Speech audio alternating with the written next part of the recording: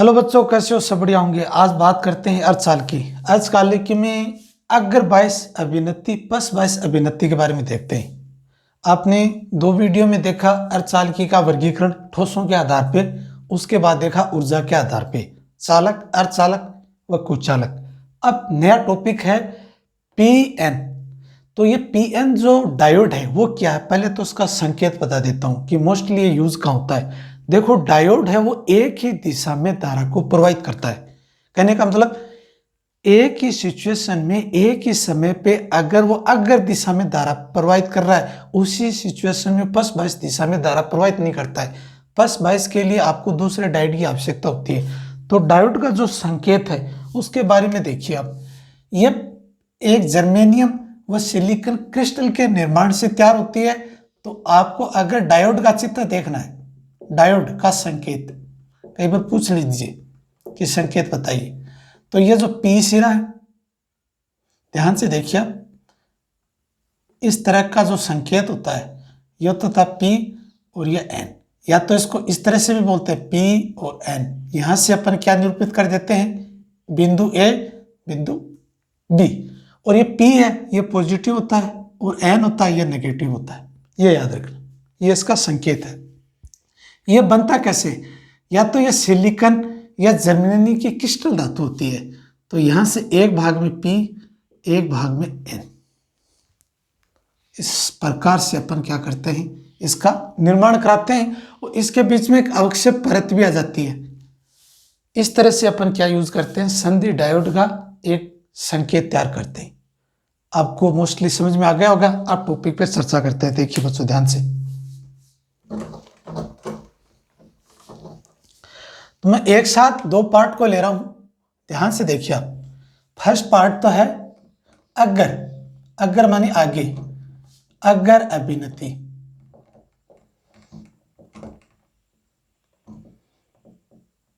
Diode. एक दूसरा होता पश अभिनति।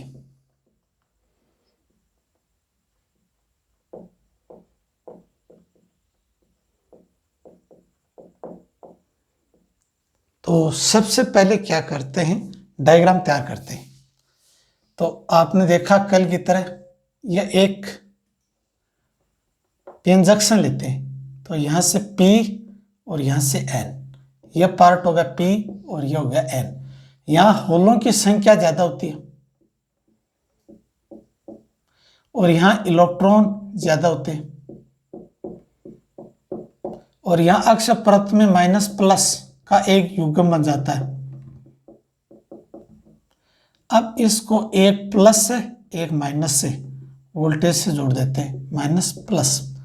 और यहां जो ई की दिशा है वो इस दिशा में हो जाएगी। आया समझ में? पी भाग में बहुसंख्यक होल होंगे, एन भाग में बहुसंख्यक इलेक्ट्रॉन्स होंगे और पी व एन के मध्य में एक अवक्षेप परत होगी जिनमें इलेक्ट्रॉन व होल आपस में युग्म के रूप में बंधे रहते हैं। और यहां से क्या है, पी से होल, एन से इलेक्ट्रॉन आपस में गति करते हैं तो इस संधि क्षेत्र को पार कर जाते हैं। इससे अपन को धारा मिलती है।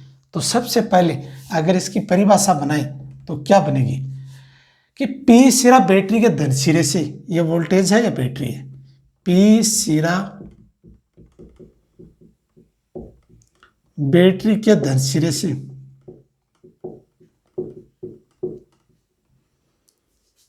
एन सिरा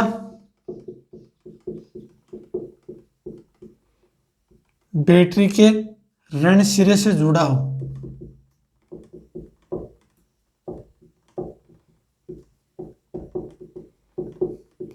इस युग्म को, इस युक्ति को अग्र अभिनति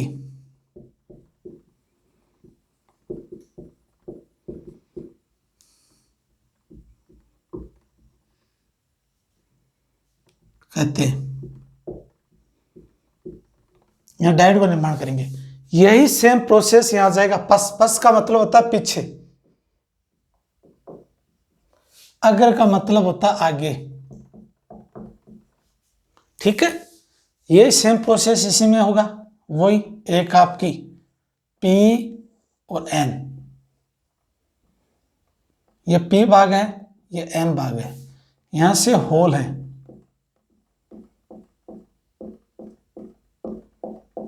यहां से इलेक्ट्रॉन है, वो minus plus minus plus minus plus. अब p सिरा है, ये बैटरी के क्या हो जाएगा, ऋण सिरे से, और n सिरा है वो बैटरी के धन सिरे से। ये बैटरी हो गई, ये हो गए इलेक्ट्रॉन, और ये हो गए होल, और ये हो गए अक्षय परत।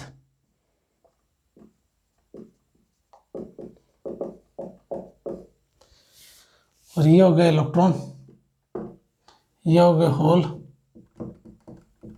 और ये हो गई अक्षय परत।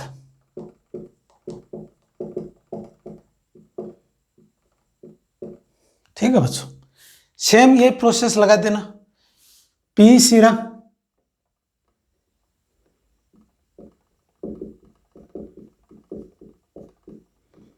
बैटरी के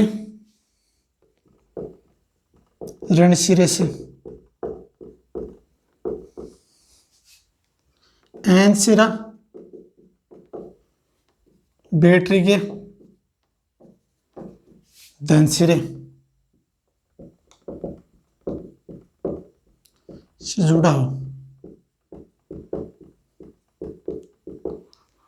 इस युक्ति को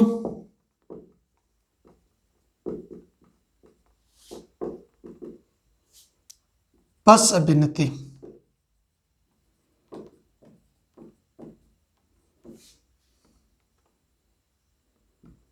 कहते हैं। यह आपकी परिभाषा हो गई। मोस्टली क्या होता है बच्चों, इसके जो पॉइंट्स होते हैं उस पॉइंट्स पे आइए। मेन तो इसके पॉइंट्स होते हैं। पॉइंट्स क्या, फर्स्ट मैं इसके डायग्राम बना रहा हूं।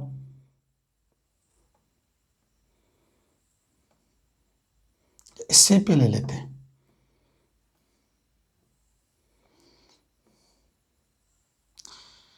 एक, दो, तीन, चार, यह तो होगा V, और यह आपका पार्ट हो गया V0। V0 है वो निरोधी विभव,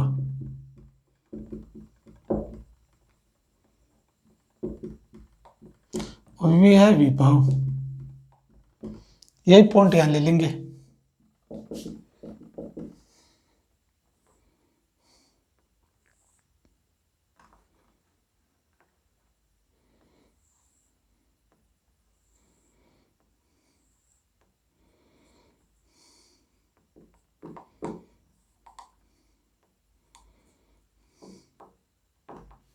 देखिए बच्चों, इसका महत्व यह होता है कि अगर आपने p सिरा बैटरी के पॉजिटिव सिरे से n सिरा बैटरी के नेगेटिव सिरे से जुड़ा हो, इस युग्म को बोलते हैं अग्र अभिन्नति। अगर इनके जो बैटरी के स्विच हैं वो चेंज कर देते हो, p सिरा ऋणावेश से n सिरा धनावेश से, इस प्रकार के युग्म को बोलते हैं पक्ष अभिन्नति। इनमें जो अक्षय परत है वो पतली होती है, इनमें अक्षय परत मोटी होती है, क्योंकि इनके मध्य की जो अक्षय परत बड़ी हो जाती है, इनमें से इलेक्ट्रॉन आसानी से होल पास नहीं हो पाते हैं, जिनसे धारा का मान वो नगण्य के रूप में प्राप्त होता है। अग्र अभिन्नति में सबसे ज्यादा धारा मिलती है, पक्ष अभिन्नति में धारा नगण्य या न के बराबर प्राप्त होती है। तो इसका मुख्य उद्देश्य है कि निरोधी विभव का मान घटता है। तो इसका मतलब ये हो गया कि V का जैसे मान बढ़ाते हैं तो V0 का मान घटता है। फर्स्ट कंडीशन ये हो गई। और प्रतिरोध का मान घटता है, दूसरा प्रतिरोधकता का मान घटता है। तीसरा, p भाग से होल व n भाग से इलेक्ट्रॉन्स आपस में संधि को जब गमन करते हैं जिससे धारा बनती है। चौथा पॉइंट और भी लिख सकते हो, क्या लिख सकते हो, अग्र अभिन्नति में धारा का मान पक्ष अभिन्नति से ज्यादा होता है। अब रिवर्स इसका यह कर दीजिए, इसमें V का मान भी बढ़ेगा तो V0 का मान भी बढ़ेगा, और दूसरा बिंदु इसमें हो जाएगा प्रतिरोधकता का मान या प्रतिरोध का मान बढ़ता है। तीसरी है अक्षय परत, चौड़ी होती है, इसमें अक्षय परत पतली होती है।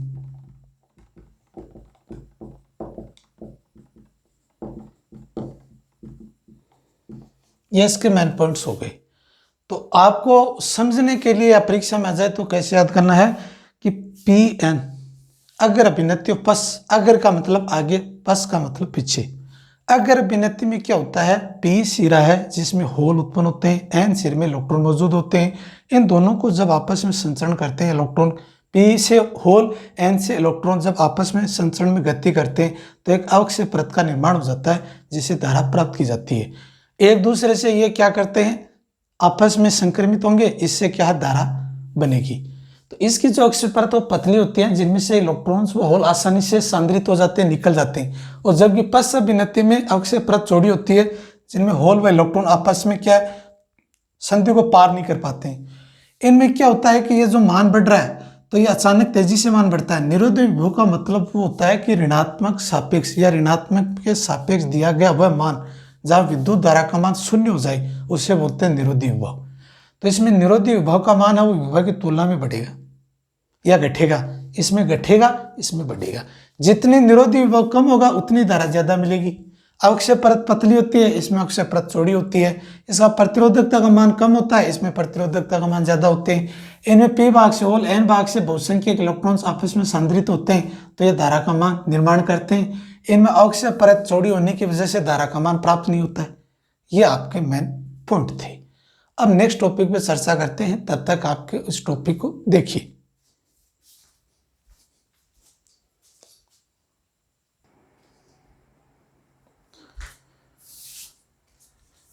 अब देखिए बच्चों, पीएन जंक्शन डायोड का अभिलाक्षणिक वक्र। अभिलाक्षणिक वक्र का मतलब होता है उसको ग्राफ के सहायता से निरूपित करना। वक्र का मतलब होता है ग्राफ। दो पार्ट दे रखी, एक है अग्र बायस अभिलाक्षणिक वक्र, एक है पस बायस अभिलाक्षणिक। इन दोनों को समझकर एक ग्राफ बनाते हैं। और ये प्रैक्टिकल में बहुत बार प्रश्न पूछा जाता है कि पीएन जंक्शन का जितने भी जो ये प्रैक्टिकल्स होते हैं, ये मेजर प्रैक्टिकल्स आते हैं 7 नंबर के। तो ये आप प्रैक्टिकल के तौर पे भी सीख सकते हो और थ्योरी में अगर आगे तब आपको इसको डिफाइन कैसे करना है। सबसे मेन पार्ट है इसका डायग्राम। देखिए ध्यान से, सबसे पहले क्या करते हैं बच्चों, एक वोल्टमीटर लेते हैं। ये आपने वोल्टमीटर ले लिया। देखिए वोल्टमीटर में लेने के बाद आपको क्या करना है, यहाँ ध्यान से देखिए, वोल्टमीटर लिया हुआ।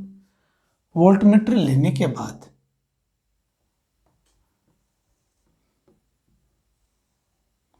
यहां से एक धारा नियंत्रक लेंगे और यहां से बैटरी जोड़ देंगे प्लस माइनस। और ये RH, ये प्लस और ये माइनस, ये बैटरी है, ये वोल्टमीटर है। और यहां से क्या होगा, माइक्रो एम्पियर ऐड कर देंगे एक घड़ी। ठीक है, इनके मध्य में एक डायोड निरूपित कर देंगे। ये आपका डायोड हो गया P और N। ठीक है, इसी प्रकार से पस अभिनति में भी बनाएंगे, यही तरीका है। एक आपने वोल्टमीटर लिया, वोल्टमीटर में आपने PN लिया, P और N। और इसी तरह एक आपने प्रतिरोध लिया, एक आपने बैटरी ली।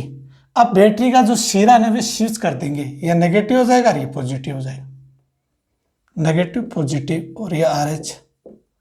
और यहां से माइक्रो एम्पियर यूज करेंगे पस के लिए, क्योंकि धारा का मान और नगण्य के बराबर आता है।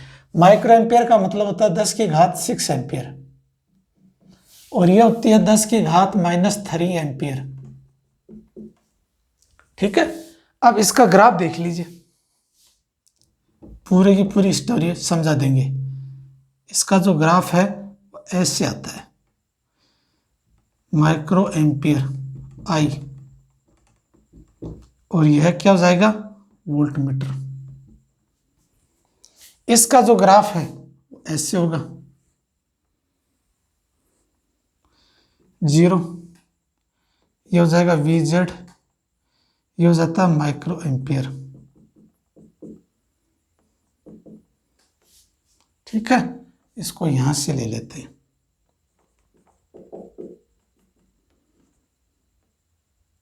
ये आपका ग्राफ हो गया। ठीक है, ये आपका ग्राफ। आप इसमें पॉइंट देखते हैं, क्या क्या पॉइंट है।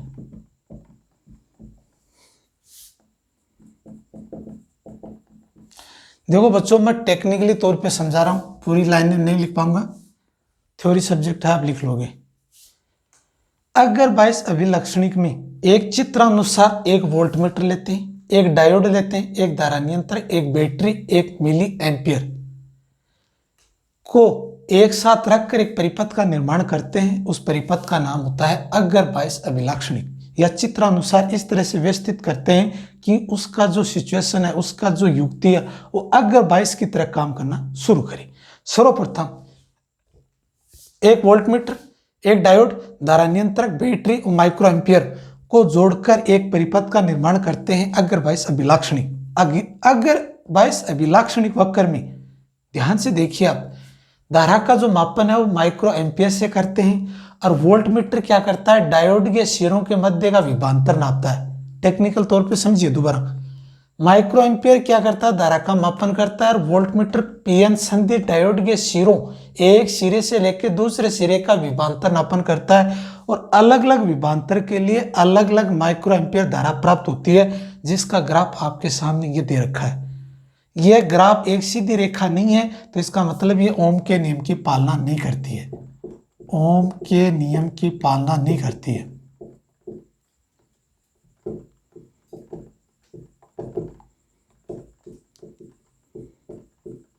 क्या नहीं करती है, डायोड। डायोड ओम के नियम की पालना नहीं करती है। इससे एक पॉइंट आपको क्लियर हो गया। सबसे पहले आपने क्या कहा कि अगर अभिनति 22 में जो विभवांतर है V है, वो पीएन संधि डायोड के मध्य का सिरों का विभवांतर ज्ञात करता है, और माइक्रो एम्पियर वो धारा का मापन करके बताता है। अलग अलग विभवांतर के लिए अलग अलग धारा का मान आता है, और माइक्रो एम्पियर धारा व विभवांतर के मध्य में एक सीधी रेखा प्राप्त नहीं होती है, वक्र के रूप में होती है। कुछ समय के लिए धारा का मान घटता है, धीरे धीरे बढ़ता है। 1 सेकंड के बाद ऐसा होता है कि धारा का मान तेजी से बढ़ता है, उसी को बोलते हैं निरोधी विभव। तो ये पार्ट तो हो गया आपका अग्र अभिनति। पश्च अभिनति में क्या हो जाता है कि यहाँ की जो सिचुएशन है वो ध्रुवता चेंज कर दिया आपने, बैटरी का जो पार्ट चेंज कर दिया। चेंज करते ही क्या हो गया कि यहाँ जो धारा का मापन है माइक्रो एम्पियर हो जाएगा। इसका मतलब ये 10 की घात 3 है, तो ये 10 की घात 6 है, तो इसकी तुलना में ये धारा ज्यादा होगी, ये धारा कम होगी।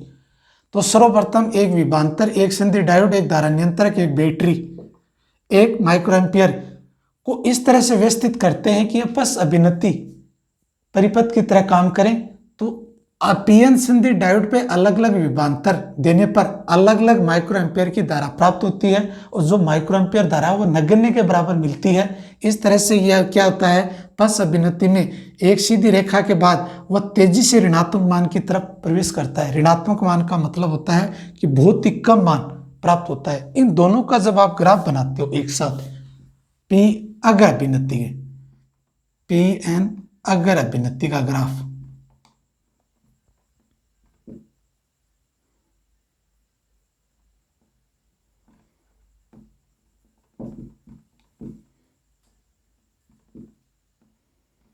ये आप ऐसे मिला जाए पी एन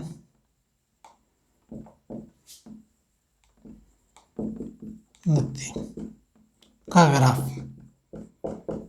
तो ये इस तरह से बनेगा बच्चों। तो ये तो मान तेजी से बढ़ेगा, तो इसका मतलब ये होगा कि ये जो धारा है वो माइक्रो एम्पियर है, और ये है मिली एम्पियर है, और ये आपका अक्स डैश, और ये धारा का मान तेजी से गिरता है। ठीक है, और ये तो हो गया पश्च बायसीकरण, और ये हो गया अग्र बायसीकरण।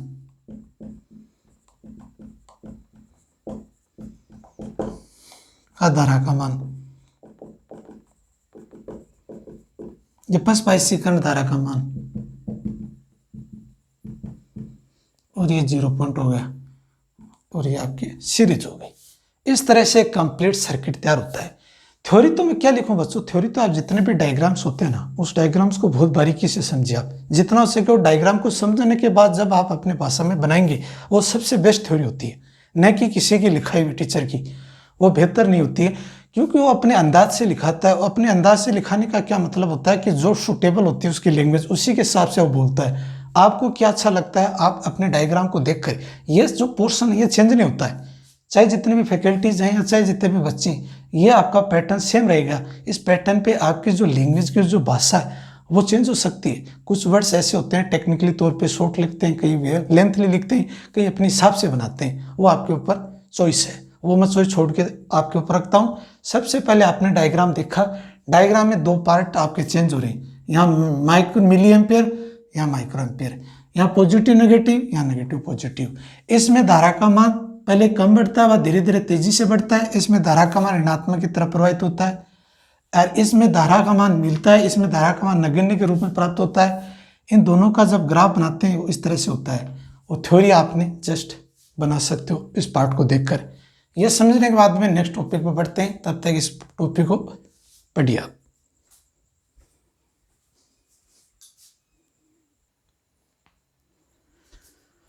देखिए बच्चों, नया टॉपिक दिष्टकारी।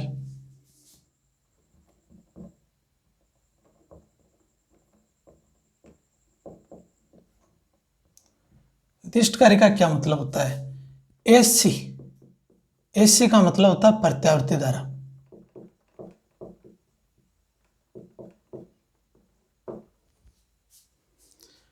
एससी धारा को डीसी धारा, इसको बोलते हैं डायरेक्ट करंट।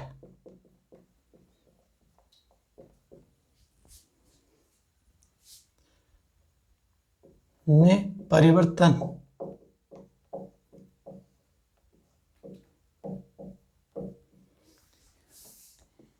की प्रक्रिया को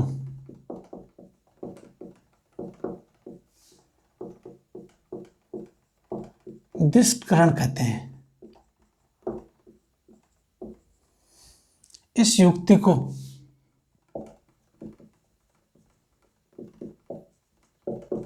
दिष्टकारी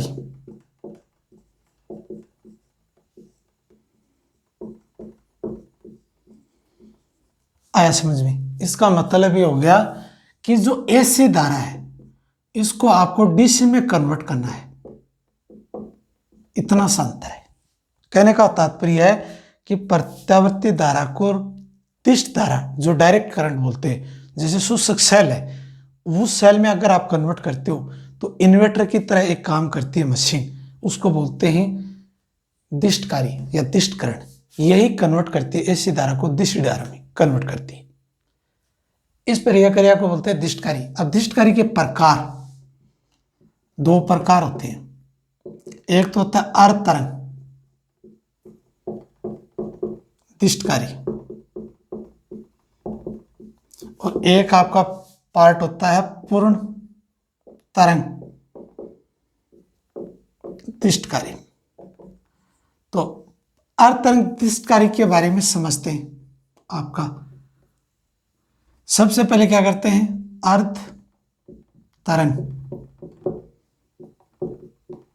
दिष्टकारी। सबसे पहले क्या करते हैं, ये एसी संकेत को जोड़ दिया, इसमें आपने ट्रांसफार्मर की कुंडली को जोड़ दिया, इसमें भी कुंडली जोड़ दी, इसमें डायोड प्रतिरोध जोड़ दिया, और यहां से लोड प्रतिरोध। ये RL है, ये पॉजिटिव है, नेगेटिव, ये A है, ये B है, इस हीरो को प्लस है, इस हीरो को माइनस है, और ये AC स्रोत, निवेशी स्रोत, और ये हो गया निर्गत स्रोत।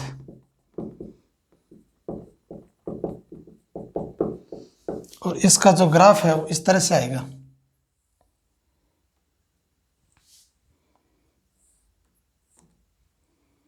ठीक है, ये 0 है, ये निवेश संकेत इनपुट, इसका जो ग्राफ आएगा वो अलग अलग आएगा, देखते हैं क्या क्या आएगा। ये हो गया आउटपुट, निर्गत संकेत। ठीक है बच्चों, ध्यान से देखिए आप। दिष्टकारी का मतलब होता है एसी धारा को डीसी धारा में कन्वर्ट करने की परिवर्तन की प्रक्रिया को बोलते हैं दिष्टकरण। इस युक्ति को बोलते हैं दिष्टकारी। तो ये दो प्रकार की होती है, एक तो होती है अर्ध तरंग, एक होती है पूर्ण तरंग दिष्टकारी। अर्ध का मतलब होता है आधा। अब सर्वप्रथम एक ट्रांसफार्मर कुंडली, एक निवेशी संकेत, एक ट्रांसफार्मर कुंडली, एक डायोड, एक लोड प्रतिरोध आरएल।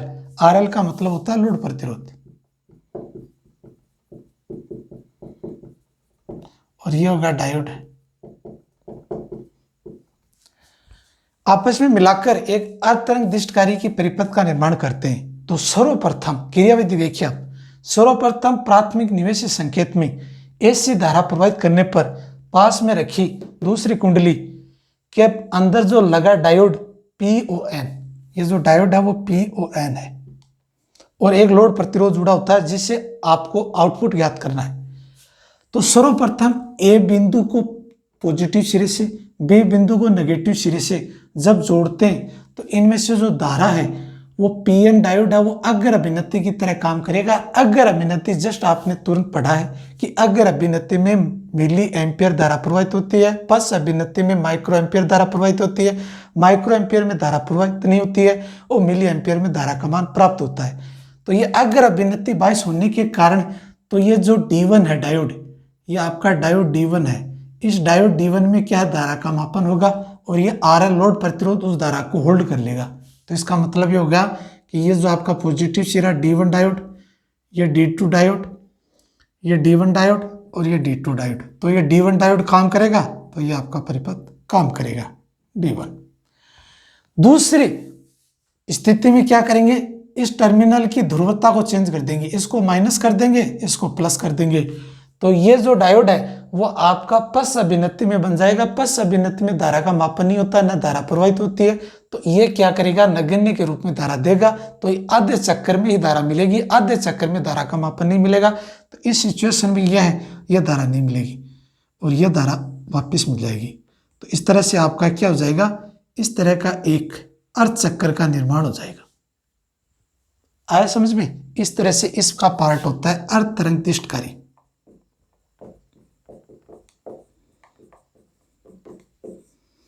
ये हो गया अर्ध तरंग दिष्टकारी। दोबारा समझिए कि पहले वाले पार्ट में अगर आपने पॉजिटिव लिया और नेगेटिव लिया तो ये डायोड क्या करेगा, अग्र अभिनति की तरह काम करेगा, जिसमें धारा का मापन होगा, धारा प्रवाहित होगी लोड प्रतिरोध में से। जैसे इसके टर्मिनल चेंज कर देंगे, ये माइनस और ये प्लस, तो ये पश्च अभिनति की तरह काम करेगा, जिसमें धारा का मापन नहीं होगा, धारा प्रवाहित नहीं होगी। तो ये आधे चक्कर में ही धारा का मापन करेगा, अगले आधे चक्कर में डायोड धारा का मापन नहीं करेगा या धारा प्रवाहित नहीं करेगा। धारा प्रवाहित नहीं करने से ये जो आपका ग्राफ है, ये आपके जावक्री जो ग्राफ है, तो ये D1 पार्ट है, ये तो है अग्र, D2 पश्च, D1 अग्र, D2 पश्च। पश्च अभिनति में धारा प्रवाहित नहीं होती है, D1 में धारा प्रवाहित होती है, तो ये आपका ग्राफ मिल जाएगा। अब बात करते हैं पूर्ण तरंग दिष्टकारी में। इसी पार्ट को मैं थोड़ा सा चेंज कर देता हूं बच्चों, ध्यान से देखिए। ये क्या हो जाता है, पूर्ण तरंग। इसमें क्या चेंज होगा, थोड़ा सा मैं इसको पूरे को चेंज कर देता हूं कि आपको थोड़ा सा डाउट ना रहे। क्या है बच्चों, देखो ये आपका डायोड है और ये भी एक डायोड है, ये P और N, ये A बिंदु, ये B बिंदु, और लोड प्रतिरोध यहां से ले लेते हैं। यह हो जाएगा पॉइंट X, ये पॉइंट Y, और यहां से कुछ O ले लेते हैं, T ले लेते हैं, और ये आपका डायोड हो गया। अब ध्यान से देखिए, यहां से पॉजिटिव सिरा और यहां से नेगेटिव सिरा, तो यहां से क्या चेंज हो जाएगा बच्चों, ध्यान से देखिए।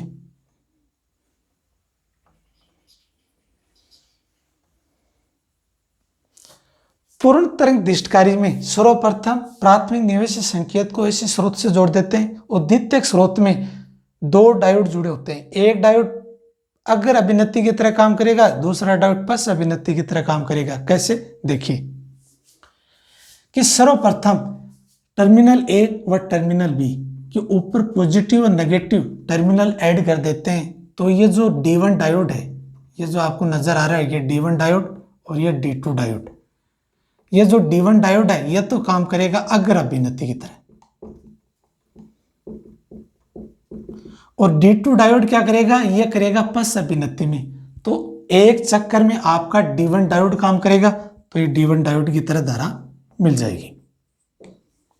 दूसरे चक्कर में जैसे टर्मिनल चेंज कर देते हैं, यहां से माइनस यहां से प्लस, तो ये ध्रुवता चेंज होते हैं, ये तो काम करेगा अग्र अभिनति में और ये काम करेगा पस अभिनति में। तो इसका मतलब ये हो गया कि अगर अभिनति में D2 डायोड है, ये तो काम करेगा D2, और D1 डायोड है, ये पस अभिनति की तरह काम करेगा। तो ये अक्ष Y है, जो ये लोड प्रतिरोध RL है, इसमें धारा का जो मापन है, धारा का जो मान है, वो D2 डायोड की तरफ आएगा, D1 डायोड की तरफ नहीं आएगा अगले अर्ध चक्कर के लिए।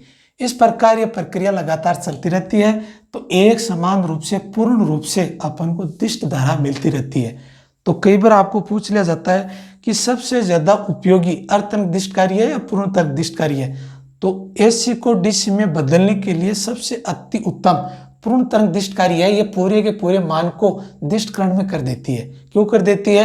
कि उसमें दो डायोड जुड़े होते हैं, कभी ये डायोड अगर है तो ये पस है, कभी ये अगर है तो ये पस है, तो एक साथ दोनों काम करते हुए चलेंगे और डायोड एक ही समय में एक ही दिशा में धारा प्रवाहित करती है, रिवर्स धारा प्रवाहित नहीं कर सकती है। वो एक डायोड का मेन लॉजिक है।